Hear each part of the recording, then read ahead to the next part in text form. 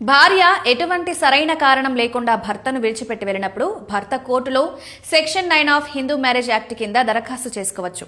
భార్యను తనతో కాపురం చేయమని కోర్టు ఆదేశాలు జారీ చేయమని అభ్యర్థించవచ్చు. ఈ సెక్షన్ భార్యాభర్తలిద్దరికీ వర్తిస్తుంది. భార్య తనపై తప్పుడు కేసులు పెట్టే అవకాశం ఉందని భర్తకు అనుమానం ఉంటే ముందుగానే పోలీస్ కంప్లైంట్ నమోదు చేయవచ్చు. ఇది భర్తకు షీలులాగా పనిచేస్తుంది. భార్య తదనంతరం కేసులు పెడితే తాను ముందే ఫిర్యాదు చేసిన విషయాన్ని కోర్టుకు తెలియజేసి ఆమె తప్పుడు కేసులు పెడుతుందని నిరూపించుకోవచ్చు.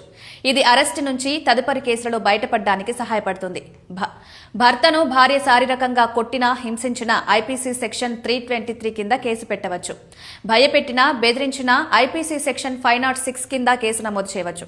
నేను చంపేస్తాను అని బెదిరిస్తే సెక్షన్ 506 పార్ట్ 2 కింద కేసు పెట్టే అవకాశం ఉంది. నలుగురిలో భర్త పరువుకు భంగం కలిగించేలా భార్య అసభ్యకరమైన పదజాలాన్ని ఉపయోగించినా అబద్దాలు చెప్పినా అది క్రుయాలిటీ కిందకొస్తుంది. భర్త ఐపీసీ సెక్షన్ 499 కింద క్రిమినల్ డిఫమేషన్ కేసు దాఖలు చేయవచ్చు.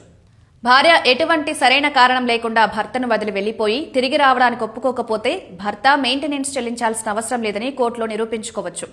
భార్య వేధింపులు తట్టుకోలేక భర్త ఆత్మహత్య చేసుకున్నట్లయితే భర్త తల్లిదండ్రులు లేదా బంధువులు సెక్షన్ 306 ఐపీసీ కింద సదరు భార్యపై కేసు పెట్టవచ్చు. డౌరీ డెత్ కేసు మహిళలకు వర్తించినట్లే భర్తలకు కూడా ఈ సెక్షన్ రక్షణ కల్పిస్తుంది. సమాజంలో మగవాళ్లు తమ బాధలను బయటకు చెప్పుకోవడానికి వెనకాడతారు.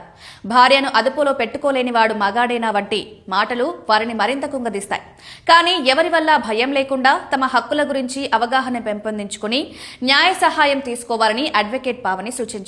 సరైన సాక్ష్యాధారాలతో కేసు నిరూపించుకుంటే భర్తలకు కూడా న్యాయం జరుగుతుందని ఆమె స్పష్టం చేశారు. చట్టాలు అందరికీ సమానమేనని బాధితులు ఎవరైనా తమ హక్కుల కోసం పోరాడాలని ఆమె పిలుపునిచ్చారు.